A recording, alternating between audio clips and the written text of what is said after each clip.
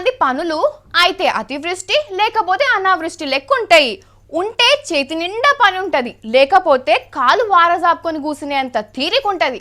అట్లనే ఇప్పుడు లేటెస్ట్ గా ఎవరికో ఫుల్ గిరాక్ అయిందట. అది కూడా ఏ సీజన్ అని అనుకుంటున్నారా? ఎండాకాలమా?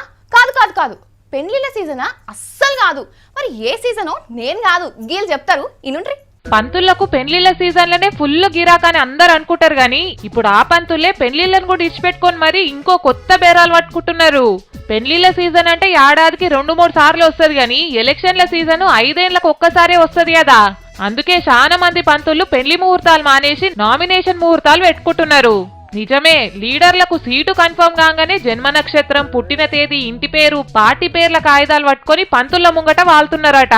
నామినేషన్ వేయనికి మంచి వారం వర్జం చూసుకొని ముహూర్తం పెట్టు, లక్కు కలిసి వచ్చి ఓటింగ్ మిషన్ లో ఓట్లన్నీ నాకే వాడాలి, దెబ్బకు నేను గెలిచి తీరాలని అడుగుతున్నారట. ఇక దొరికిందే అదుననుకొని ఈ పంతులు కూడా 10,000 నుంచి ₹1,00,000 దాకా డిమాండ్ చేస్తున్నారట.